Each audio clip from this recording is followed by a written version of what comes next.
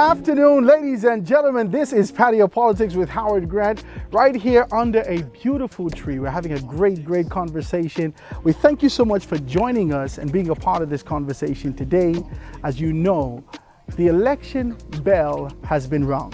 September 16th is when all of us, registered voters, should move towards making a decision, making a choice to see our country move towards progression and growth, to find a new mandate for a government and being able to move to make some things happen in the country. I'm excited. I'm kind of torn. I really am torn because we're still grappling with COVID-19. We're still grappling with the fact that our hospital is to capacity, but we have to do what we must. We must continue to be able to move forward. I told one of my good friends, I said, man, I'm kind of torn. They said, Howard, this is real life. This is not a joke. And these are one of the steps that we have to take in life. We're going to decide what we're going to do going forward. Are you ready for that decision? Today, I got my very good friends joining me, and they are Leonard Sands and CELI Moss. We're going to be able to have this conversation. Let's take this quick commercial break and be right back after this. At Bahamas Bus and Truck Company Limited, we provide vehicles known for quality and durability. From the iconic Jeep Wrangler to the award-winning Grand Cherokee, we've got your everyday driver covered. For larger tasks, our Ram 1500, Mitsubishi Fuso Canter trucks, CMC Verica vans, and Fuso Rosa jitneys do way more than just deliver. We even carry a wide variety of pre-owned vehicles. To keep you going, our parts, service department, and body shop can accommodate our brands and others. Call us today at 322-1722 or email info@bahamasbus.com.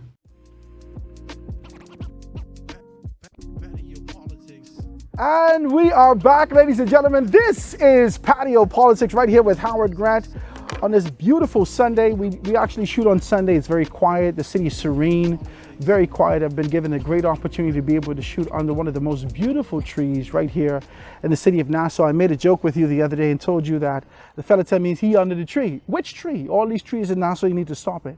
But today, this is none of your business which tree we under. It's a beautiful tree, and we're having a great conversation. I think the conversation is important. I think we're 25 days out before another election, and we need to have a real conversation, a conversation that has to do with sobriety, a conversation for growth and development, a conversation that says that it is time for us to make a decision for growth. We've been doing for a great deal the monotony of being able to choose between one party and another. Is it time for us to make a decision for contrary to the established organizations? Is it time for us to be able to look at those elements and say whether or not this is time for us to choose an independent organization, one of the fringe organizations? Are they ready for action? We're talking about all these things, and I got my good friends with me. First, I want to be able to introduce you to my very good friend, Leonard Sands. He's the former president of the Bahamas Construction Association,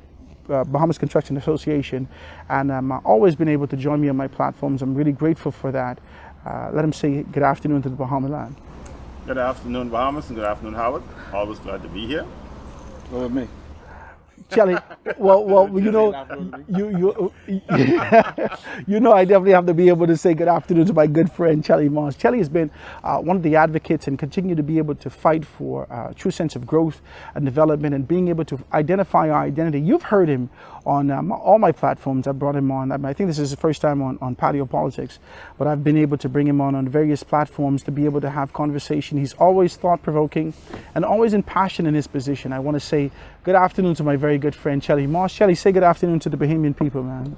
Good afternoon, Bahamian people. Good afternoon, Howard. Good afternoon, Leonard. Always a pleasure. Thank you, my brother. I do appreciate it. So let's break it down. Let's get into it right now. We're a couple days out. The Prime Minister finally rang the bell. After everything that has happened, I am theorized about the fact that we've seen Housen Mutri in his particular capacity as Speaker of the House of Assembly push his hand and continue to be able to push the envelope and provoke the Prime Minister to make a decision. Do you believe that he was ready for that decision? Talk to me, Leonard. I think by the fact that he made the decision, he's ready for it. No one else could make the decision, and he was not forced to make the decision that he was not intending to make. Citizens can speculate all they wish, but he is the competent authority and the Prime Minister of the Commonwealth of the Bahamas, and no other person could call an election. So if he called it on that date, that's the date he intended to have the election. You think he always had this kind of a thing in mind? Talk to me about it, CELI. Well, firstly, I think that, in 2021 that we don't have fixed election dates is mind-boggling. I also think that the fact that the Prime Minister called the election 30 days out is small, it's petty. Listen, man, 30 days out, he promised that he would have fixed election dates. He promised that. So to do that, I think it's weak to try and catch people with their pants down. You should give at least more notice than 30 days. I mean, come on, But having said that, whether he planned to do it or not, I mean, who knows? I think he may have seen an opportunity, or not. But the bottom line is, as a country, for us to advance, we need to know when election is going to be. I mean, think about it. If you want to take a cruise, you couldn't even go because when is he going to do it? You got to vote. Huh? You got to vote. But you don't know when the date is to plan to do things, to set budgets. You don't know, and that's no way to do business. In this time. But let's talk about this. The Prime Minister had made commitments, a few commitments at the onset of this administration, and being able to come in 2017, whether it's fixed election dates, campaign finance reform, freedom of information. We know those particular things. He also wanted to be able to ensure that there were fixed terms, 2 terms for Prime Minister. We have not seen those. We've seen, and like I always talk about it, the delivery unit was responsible for being able to bring those things to the forefront. The delivery unit was established, but still not moving towards. Now, I want to play advocate, not the devil advocate. Talk to me. Advocate. And the advocation that I want to talk about, do you believe that this quick election is somewhat of a campaign finance reform? Because, outside of the 180 million signs that we're seeing on the road, obviously that was in the pipeline for each political organization. But do you believe that it gives these candidates on the ground an opportunity to be able to push a message rather than being able to push a couple dollars? Talk to me about it. I don't agree with that at all. Campaign finance reform is policy. If you wanted it, it would have been crafted, put on the House of Parliament, and enacted. So let's not speculate into what it is not. So that's not what we're saying. Now, this short timeline, I think, is advantageous to all candidates, like you're suggesting.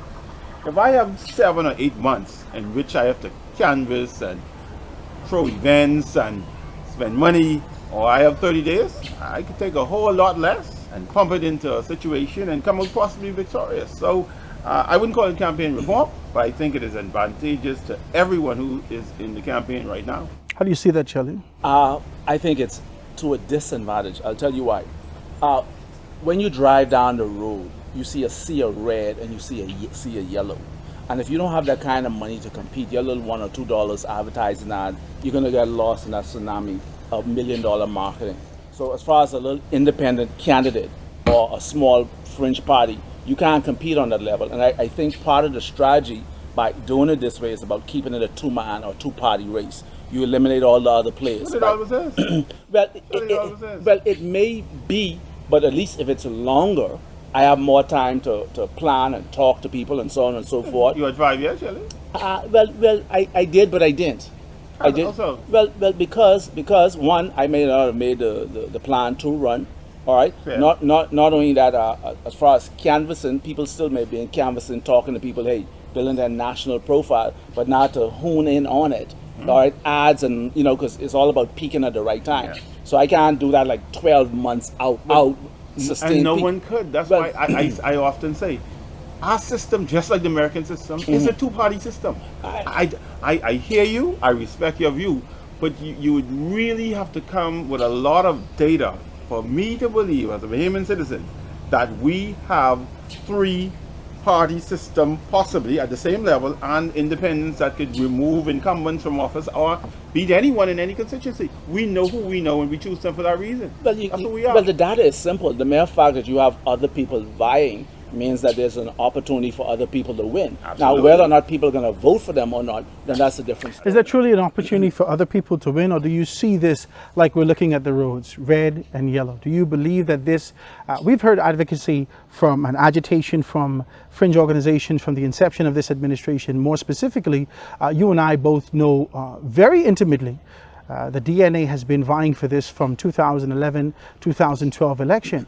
Now we're getting to the meat and potatoes aspect, and we're looking to see whether any fringe organization has at least tantalized our desire to be able to move. Tantalize. This is one of those. It's one of those words, Yeah, right? what's that? So it's at least kind of excited us and got us enthusiastic to being able to vote for them or to support them, not quietly, with enthusiasm, outright, and being able to say, you know what, I'm a DNA because they've stood for these particular things and I'm doing that. Do you see that there's any chance for any organization outside the established organization to make some things happen? Well, again, No. as long as you're in the race, there's always a chance. Now, what percentage of chance you're talking is a difference. Again, think about it. You had the UBP, you had the PLP, you had the F&M, right?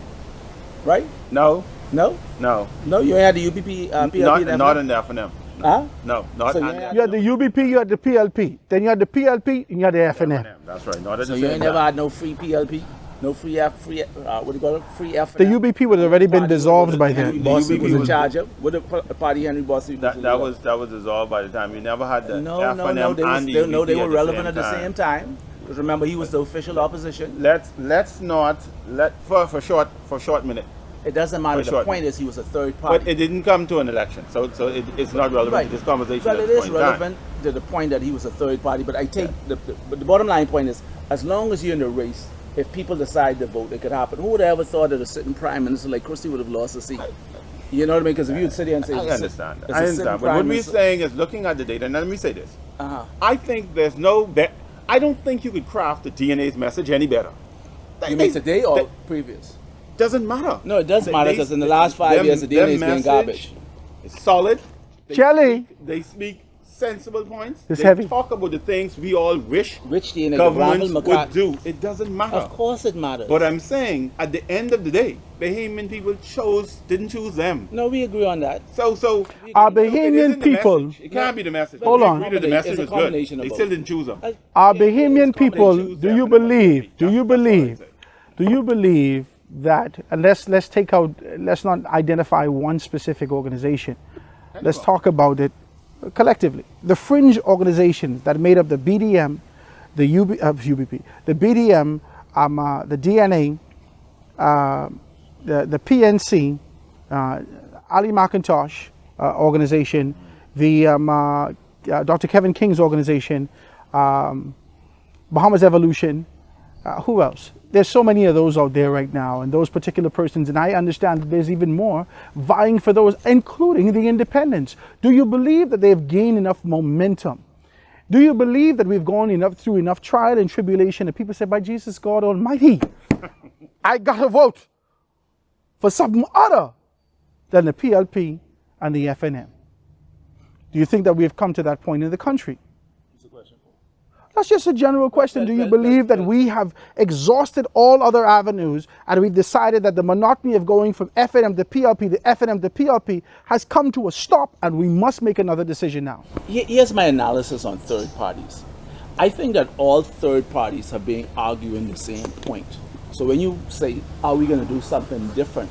None of them are doing nothing different. You know, in my analysis, I think about it, no third party, to me, the biggest problem in this country is Article 71. The executive authority is vested in someone else. Bahamians pass no law. All this election going on right now is for local government. Local government. We vying to be local government. That's all it is. Nobody could pass a law in the House of Assembly. And nobody is being articulating anything different. Hey, how can the authority of the Bahamas be vested in us? So if everybody is fighting for local government, why change from PLP or FNM? Why change? Well, hold on. Let's take a quick commercial break. Very important point. Let's take a quick commercial break and be right back. Stick a pin right there where CELI actually talked about the local government. We're going to be right back after this.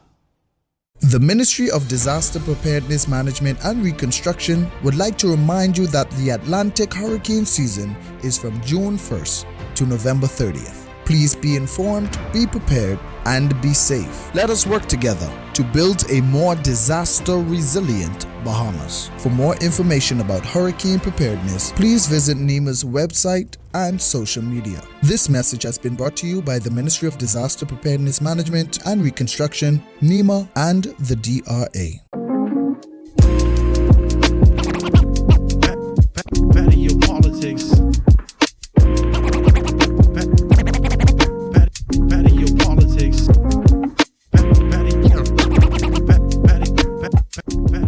And we are back, ladies and gentlemen. This is Patio Politics right here with Howard Grant, having a great conversation on a beautiful, lazy Sunday and really talking about where we are. We're 25 days out from being able to make a decision for where this country is going to be going in the next general election.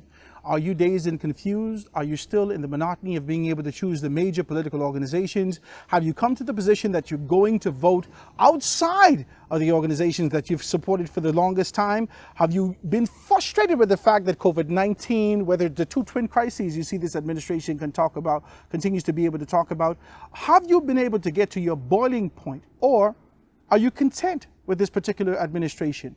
Are you content with the position that we're in? Are you content with the idea of being able to give leadership to Brave Davis? We're having great conversations, and my good friends are joining me, none other than Leonard Sands and CELI Moss. Now listen, when we left off from the break, CELI started to talk about a very significant point, and Leonard wanted to jump on that. CELI started to talk more specifically. CELI, go ahead and talk about that. Yeah, I was saying, you were asking about are the Bahamian people ready to do something different? But my point is, how could they do something different if all of the parties are preaching the same message, which is a local government? What we're voting for come next month is who's going to be the local government on Her Majesty's plantation.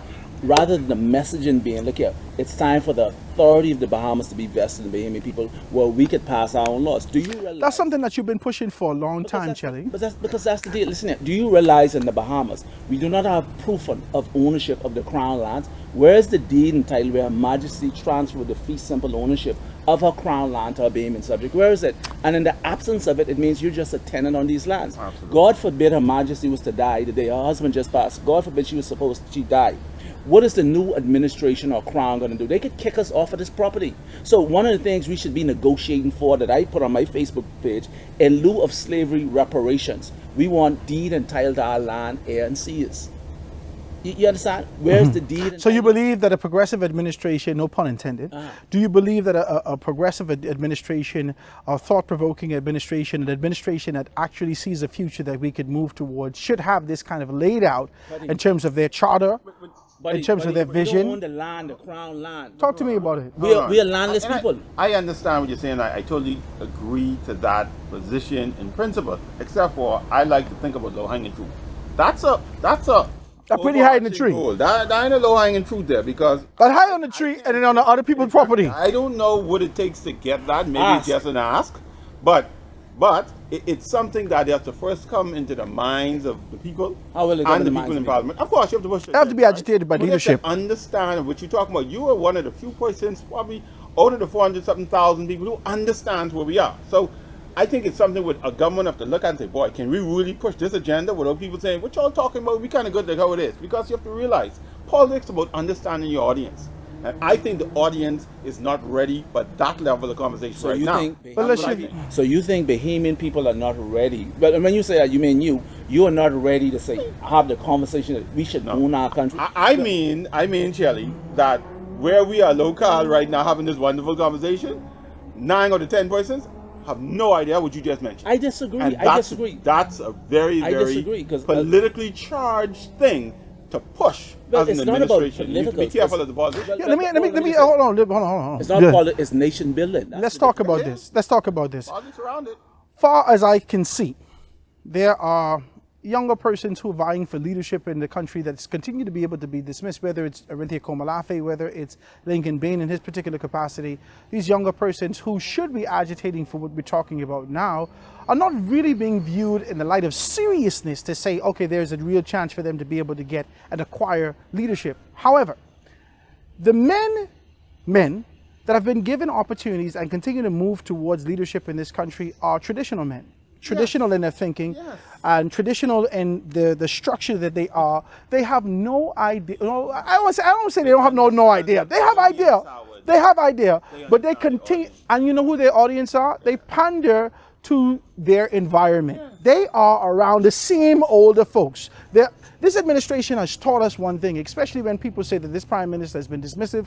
This prime minister, he doesn't listen. Why the prime minister don't do these particular things? His advice doesn't come from youth. His advice comes from men and women. Take Perry Christie. Perry Christie's advisor was Bertram Bethel. this man was older than Perry Christie, but the wisdom that Perry Christie leaned on, the former Prime Minister Perry Christie leaned on, placed us in that kind of a position. Do we have any youthful person saying these are some of the things that we should talk about? Do we have a CELI Moss within that particular realm? Howard, I think you make a good point, but I think don't dismiss. No, this is not dismissing the wisdom, of our forefathers. but So balance. the balance, though. It's because it's in balance. So, but that's what we assume. Now, the point what Shelley was making, though, I'm saying is this: that is something in the smallest percentile of knowledge among the Bahamian people.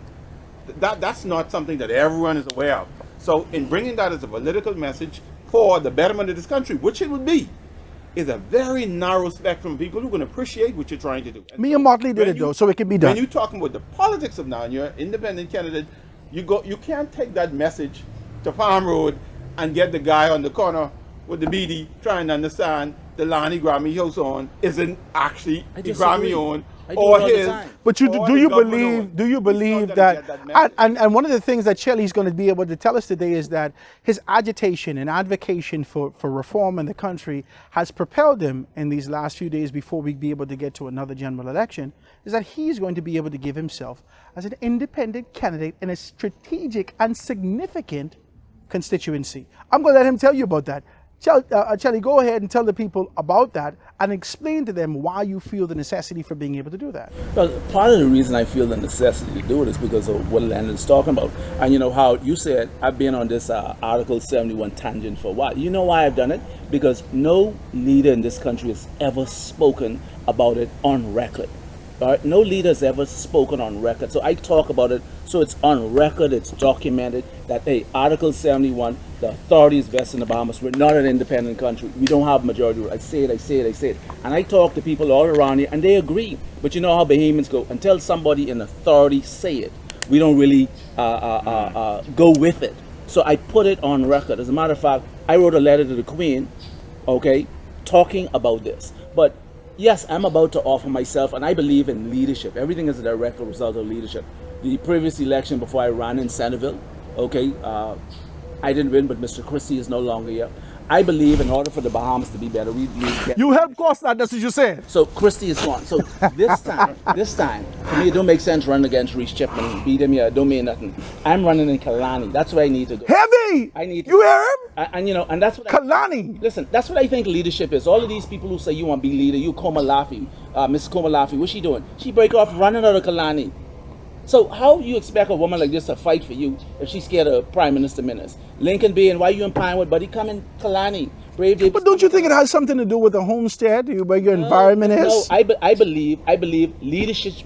Because leadership didn't blossom in Kalani. The Prime Minister, who is now the Prime Minister, chose that constituency, developed that constituency, forged a relationship with those people in that constituency, and I doubt that those people will let him go at this particular time. No, the people. We can see what Ronnie can do. Talk to me. Yeah, but again, the point I'm making is this: if you're vying for the leadership, take on the leader. That's always my position. If I go on the basketball court and Michael Jordan over there, I won't guard Jordan. That's just me. You understand? So if you're afraid to take on the leadership, the world is going to see bigger problems. I mean, you're going to be a coward in that regard also. But so for me, offer, and I agree.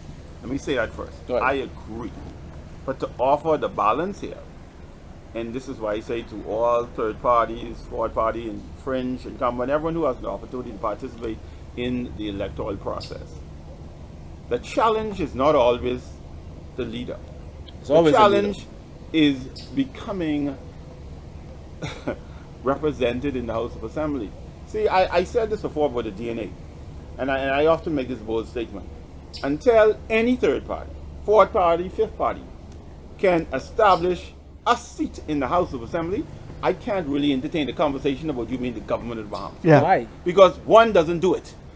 Yeah. There's 39 seats. Listen. So if you get one, you only got one. Someone else have a majority more than you. You're not. What if you only get one? Okay. So But you can't now, say they can't do it though, Leonard. all of this time, I can't say except for the evidence does not suggest that it has happened yet. Yeah, but I Leonard, don't see anything that indicates that it will yeah, happen, but Leonard, especially now. But Leonard, anytime something is the first time something. Yeah, but if that's your argument, right? That is my argument. But think about what you're saying. That is my argument. If your argument is, I don't see the doubt. No, for this, but him in Politics? No, That's my argument. No, but the concept of your argument, if you're waiting for No. data for the first time or anything up, there's going to be no Not data. the data. Just talk about for us where we live. Howard? Well, Howard, this is F&M and B of the Okay, country hold on. until a third party causes us to believe otherwise. And that- we had no data before for a certain prime minister lose the seat, right?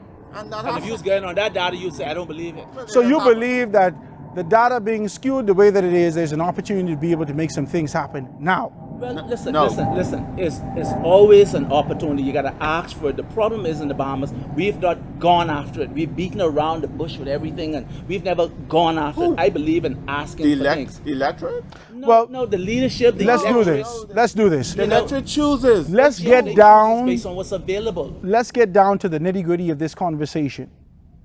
When we come back, we're going to talk straight shooting with you. Now, we won't be able to break down every one of the constituencies, but we can shoot straight with you and let you know how we see it in the next general election come September 16th. Guys, stick and stay. We're going to be right back after this.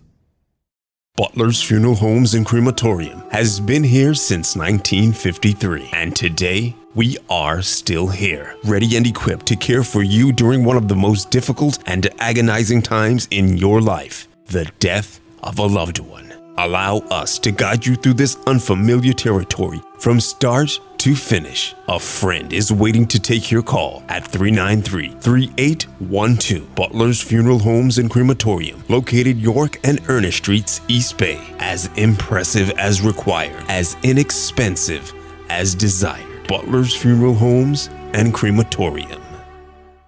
Everyone should experience a brand new car, but not everyone can afford one.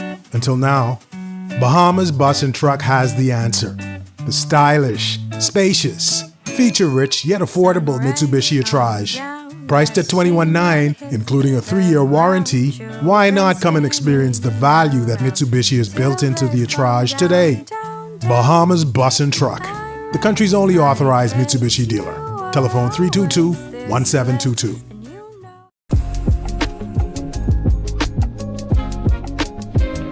And we are back, ladies and gentlemen. This is Patio Politics with Howard Grant right here and having a great conversation with you on this beautiful Sunday. We shoot on Sunday. You're going to be seeing this on Monday. So we're going to be able to get into this. But I'm going to be coming live to you on the Solid Network almost every day this week. And you could also pick me up on Real Talk Now on More 94. We're having great conversation.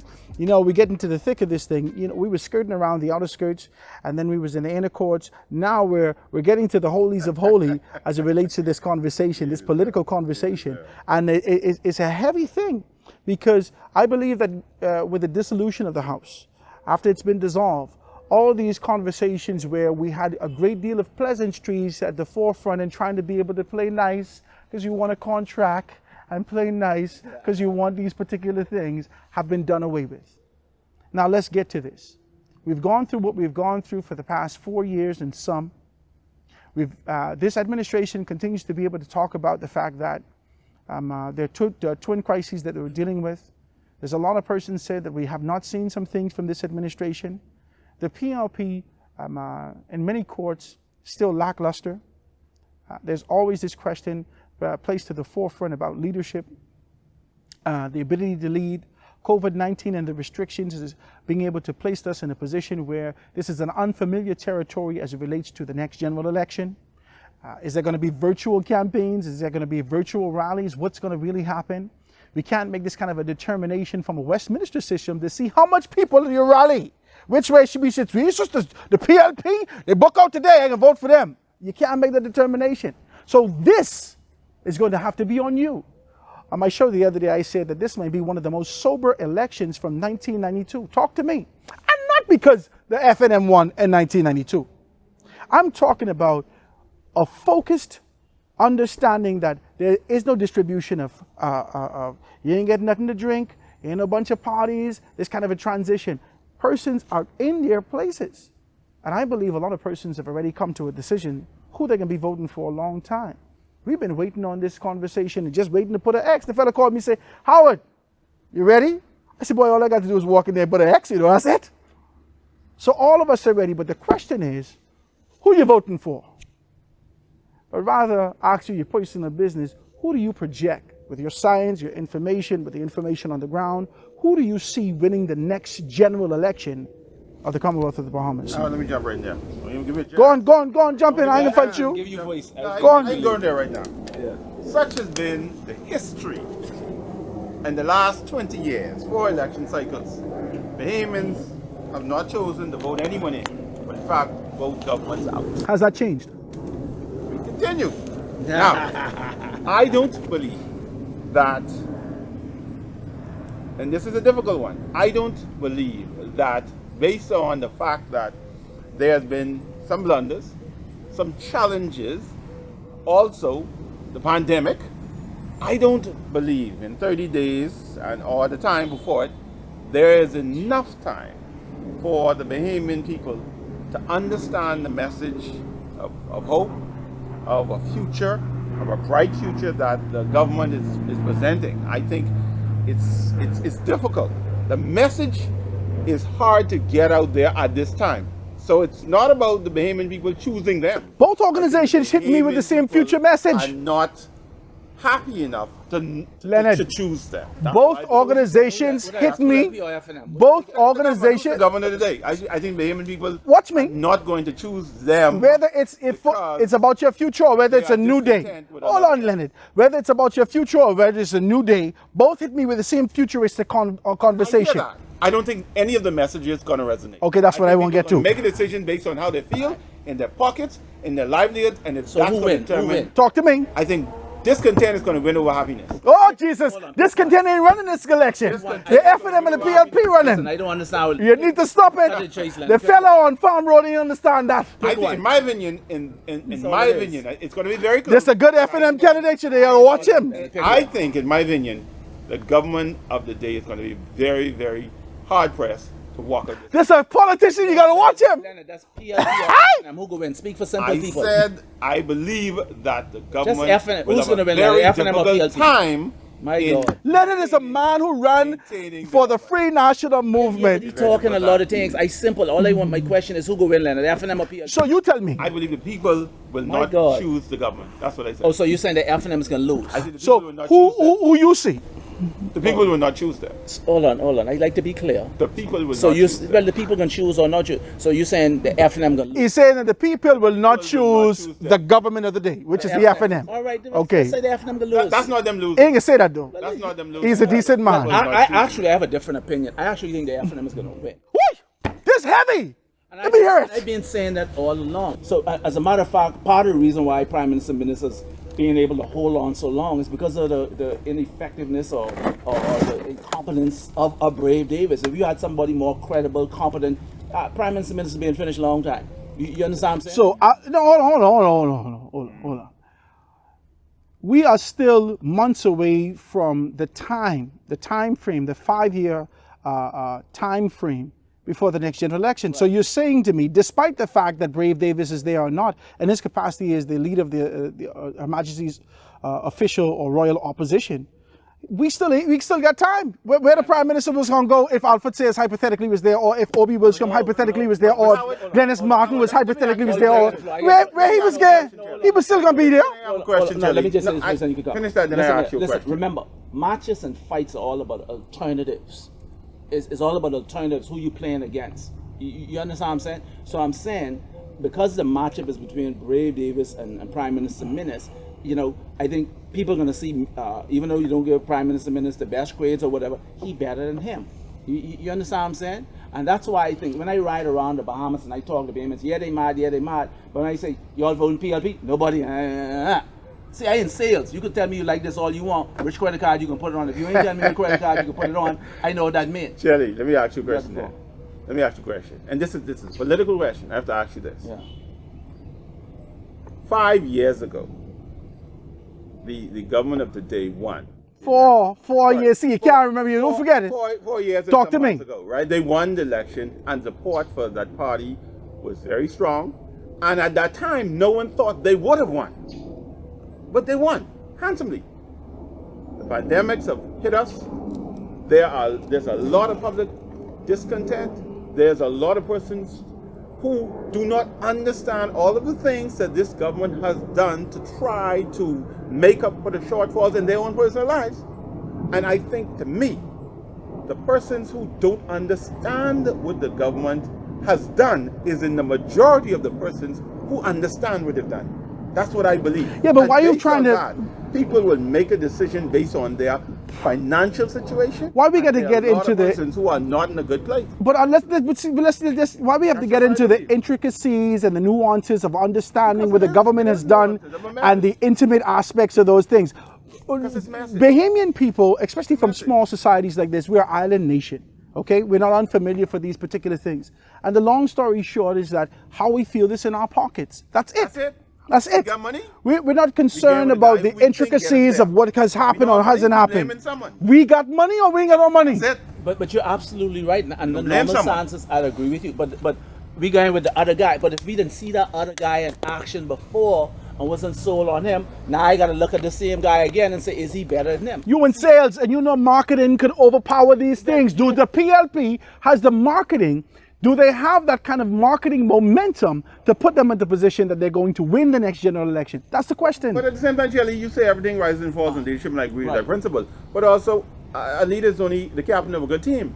I believe also that you don't have to be the smartest person in the room. If you surround yourself with persons who are smarter than you, you're still the smartest person in the room, in my opinion. We vote for the leader. Has this leader done that? We vote for the leader. I think he surrounded himself with very, very Well, all parties intelligent have good people. Listen. I think the PLP and the FNM, Yeah. they all have Absolutely. good people Absolutely. around. Ultimately, Absolutely. Bahamians, we vote for the leader. I mean, you can't get around that. You understand what I'm saying? We vote for the leader. And like you say, under normal circumstances, you'd be absolutely right. We're going to give the other guy a chance. But when we look over and see the other guy is that guy who was there before and he ain't do nothing, oh my God, now we got to see this guy still better than him. Let's roll this way. At the very least, what it's going to do, it might be a landslide, but I think this guy is still going to pull it out. I'll give you an example. This same area that we're in right now, this is a PLP stronghold. The PLP lost this area, Prime Minister Christie area. What has the PLP done to reclaim their stronghold? Nothing. They hoping to win by default. They hoping to win these areas by default. But you allow Prime Minister... So they're leaning a great deal on the monotony that we've seen in the country go, FNM, PLP, FNM. So now we're sitting in the FNM position. There is a social expectation that It's our time. But that's by default. No, but the default is, like, normally that could wait. But when you see the guy who you're going to give the default to was the dude who was there before, who you fire, we really want to go back to him? So that kind of neutralizes that point, if you understand where I I'm don't know coming if it from. neutralizes that Well, point. well, that's how my analysis is. Because when I Yeah, go but around... is your point neutralized by the fact that even in the midst of the pandemic, I watching rally these long motorcade and these people ready to go. They are excited to go. They excited. It's a new day in their mind. Talk to me. Well, again, we just was talking about which way we think the people are going to go. When I ride around and I talk to Bahamian people, they mad about this, they mad about that. And I ask you, so you voting PLP? I know what that means. So you see, I understand Bahamian So let's boil this down to this. So for one hand, we say that we see that the PLP is going to win That's my opinion. the next general election. On the other hand, it says that the FNM will retain this particular seat. Well- Shelley Moss in his independent capacity, I just want to know, if you're vying for an independent position against the Prime Minister of the country, do you believe that you can win Kalani? Talk to me. Here's what I think. I think that if Kalani You can hit me with the political answer now. You just tell him. You just tell Leonard, don't do that. Talk to me. Ask me if I think I could win. Talk to me. Listen, anytime I'm in a race, I believe I could win. I realize that I am the underdog. But I know I was in the underdog last time. I used to tell people, Prime Minister Christie could get beat. No, you can't. And he gone. And that's why my plan is, if we could get rid of Prime Minister Minnis, and we could also get rid of Mr. Brave Davis, and we could cut the head off, and we could really have a new day, and we could really have a brighter day if we get rid of all them leaders, and let's figure out from the rest who's going to lead. But we can't keep going back and forth these same old dead heads. You understand? So I want to go in Kalani, and I want to get rid of Prime Minister Minnis. Only difference, we want to do something different this time. I don't want to go to the other guy. I want to win this time. All right? I want to win this time. Let me tell you. I understand Kalani is different from Sandra, but listen, all Kalani want is a strong economy for the most part. Them people around there, they get an average household bill at least $5,000 a month. Average. Yeah, at least $5,000 a month. All they need is a good economy where they can go make their money and pay their bills, mortgage, kids' school, whatever, safe community, good health care. And that's what I'm going to do. I'm going to make a strong economy where they can go get theirs. And if you get me, you get the best. And not only that, I'm going to give you strong international politics. And the Bahamas is going to be the best. So again, do I think I could win? Yes, do I think the odds are in my favor? No, but I'm accustomed to being the underdog. I accustomed to being the underdog, and I'll tell you one thing. They better be glad I don't have no money like that. They better be glad. So anybody who in this thing, Kalani, come work with me, put some funding in it. But I'm no doubt the best man in the job. I'll tell you this.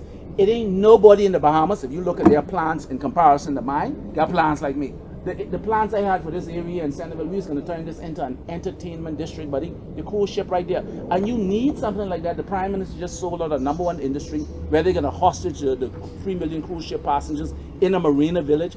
They just bought Paradise Island. They're going to do a little cocoa key there. We ain't going to see them people. So how you going to counter that? How are you going to counter that? I don't know if you say hostage. But that's what it is. That's not fair. Boss, that's heavy. That's heavy. That's a good way. That's That's a good way. Because if you say that they hostage them, how come they end up at Awaki? How come they end now, up all the way down here and further west? And you understand me? So people are allowed to move freely unless you put a gate with lock in front of them. But you missed my point. When I say hostage, look here. Now, because they don't have it there, what I'm saying is the plan with the Marina Village there, the 3 million people can come off the boat and they're going to have everything right there. Well, they're not going to need to come off. And you're familiar with casino comp, right? I know, but well, look here. Right now, everything. Boss, right now, more than half of the people don't come off the boat. Well, this conversation has been a very lively conversation. I think we got some information out of it. I think we've been able to see some things and have a very clear understanding of the fact that the country's still torn. With my two good friends, we still talk at PLP and F&M. From an independent standpoint, so Charlie is saying to us that the F&M might win, but the Prime Minister ain't gonna be there. The Prime Minister ain't gonna be there. Let's get rid of Prime Minister Minutes. Let's get rid of Brave Davis, and then we can figure out the rest. So you need the two leaders. Yeah, you get rid of all two. Because if Prime Minister, if the F&M lose and Prime Minister Minutes go on, but Brave Davis win, we get 5 years from now, we can be right back where we are. Right in the same place, right? We can be right back. Well, oh yeah. This has been a great. Because if you ask people, what does Brave Davis bring to the table? And all they could say, oh, he's a nice guy, he's a kind guy, he'll give you something. People, that don't cut it with me. I appreciate it, man. This has been a great conversation. We're going to have more and more and more and more of these coming right at you. Make sure that you subscribe, like, and share the information. Be a part of this. Make sure that if you want to be a part of this conversation in the thick of this election season, in the thick of what we're doing right now, give me a call. 827-0111. That's 827-0111. We're going to put you on the panel. We're going to have real conversations with you. We're dropping every day up until election time, and then we can be able to find a little space to really have a conversation when the next election or when the next government comes into the country. I'm very excited about this. Thank you so very kindly for that. Leonard Sands, Shelly Moss, being able to have this conversation with you. Thank you so much for being able to come with us, ladies and gentlemen. This is Patio Politics. We'll see you next time.